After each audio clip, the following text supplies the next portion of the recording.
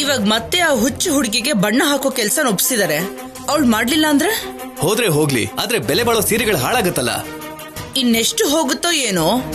ಅವಳನ್ನ ಮನೇಲಿ ಇರೋದಕ್ ಬಿಡಬೇಡಿ, ಹೊರಗಡೆ ಹಾಕಿ. ಚಿಕ್ಕ ಹುಡುಗಿ ಏನು ಗೊತ್ತಿಲ್ಲದೆ ಬೆಳೆದಿದ್ದಾಳೆ. ತಿಳಿದೆ ಹೀಗ್ ಮಾಡ್ಬಿಟ್ಲು, ಕ್ಷಮಿಸ್ಬಿಡಿ. ಅವ್ರ ಅಪ್ಪ ಅಮ್ಮ ಹೇಗ್ ಬೆಳೆಸ್ತಾರೆ ಅಂತ ಕೂಡ ನಿನಗ್ ಗೊತ್ತಾ? ಎಷ್ಟು ವರ್ಷಗಳಿಂದನೂ ಆ ಪರಿಚಯ.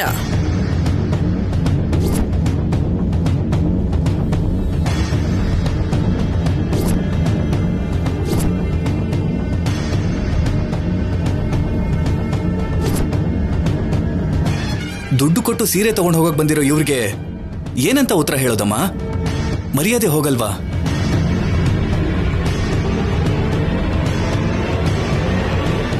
ಚಿನ್ನಿ ಕೃಷ್ಣ,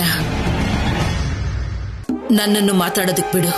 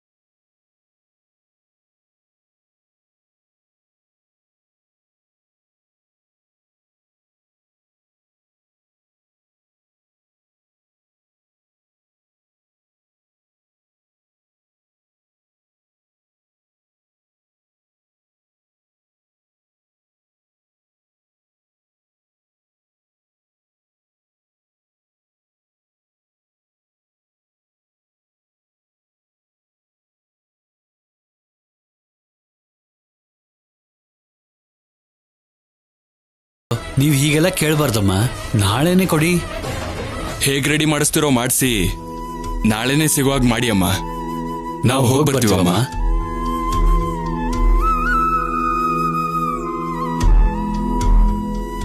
ಅನುಪಮ, ಹೇಳಿಮ್ಮ.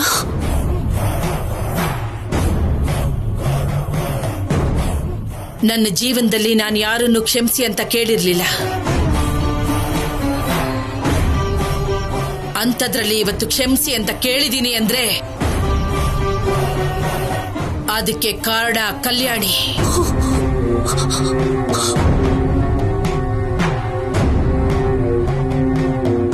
ಆಶ್ರಯ ಕೊಟ್ರೆ ಸಾಲದು,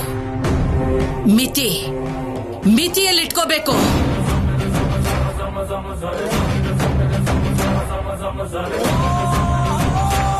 ನಾಳೆ ಅಷ್ಟರಲ್ಲಿ ಹೊಸ ಸೀರೆಗಳು ಸಿದ್ಧವಾಗಿರ್ಬೇಕು.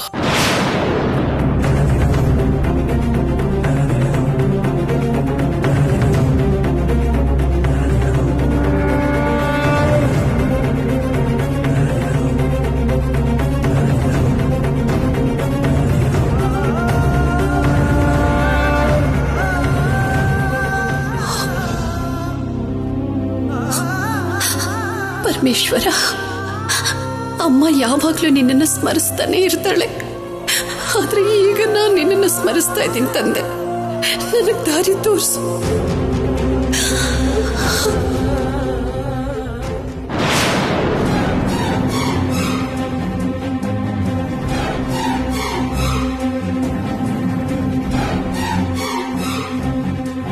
ಹೇಳು ಸ್ಯಾಮ್, ಯಾಕೆ ಬರಕ್ ಹೇಳಿದೆ?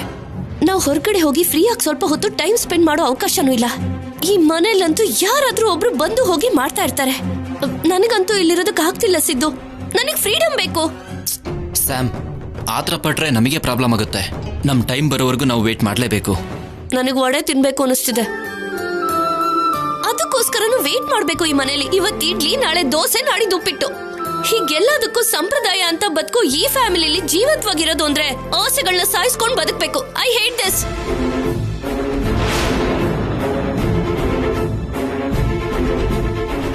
ನಿನಗೆ ವಡೆ ಬೇಕು ಅಷ್ಟೇ ತಾನೇ?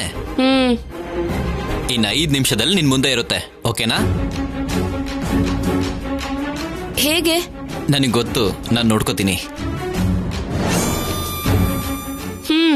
ಆದ್ರೆ ವಡೆ ಗರ್ಗರಿಯಾಗಿರ್ಬೇಕು, ಗೊತ್ತಾಯ್ತಾ?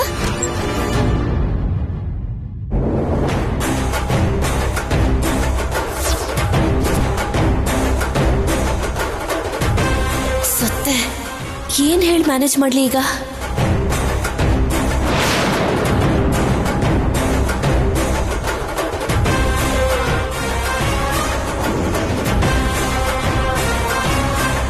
ಸಿದ್ಧಾರ್ಥ ಏನದ? ಈಗಷ್ಟೇ ಇಲ್ಲೇ ಇದ್ನಲ್ಲ.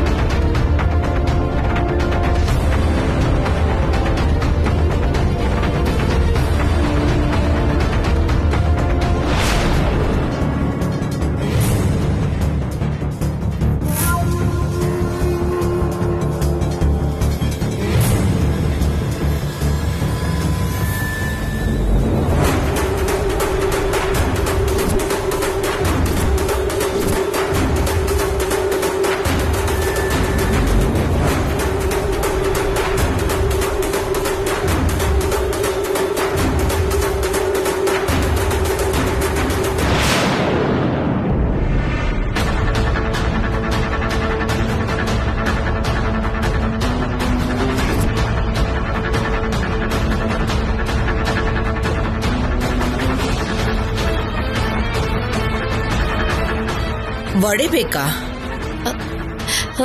ಅತ್ತೆ, ಅದು ಯಾರ ಹತ್ರ ಕೇಳ್ದೆ ವಡೆನ?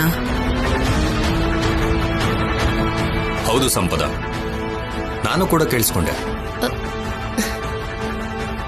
ಫೋನಲ್ಲಿ ಮಾತಾಡ್ತಿದ್ದೆ ರೀ. ಕೈಯಲ್ಲಿ ಮೊಬೈಲೇ ಇಲ್ಲ, ಹೇಗ್ ಮಾತಾಡ್ದೆ? ನಿನ್ ಫೋನ್ ಅಲ್ಲಿದೆ ಅಲ್ವಾ?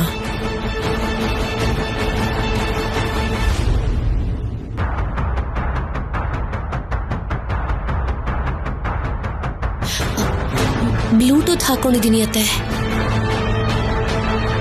ತೋರ್ಸು. ಯಾಕಮ್ಮ ಅಷ್ಟೊಂದು ಡೌಟ್ ಪಡ್ತೀಯ? ಬ್ಲೂಟೂತ್ ಎಲ್ಲಿದೆ ಅಂತ ನನಗೆ ಗೊತ್ತಾಗ್ಬೇಕು ಕಣೋ.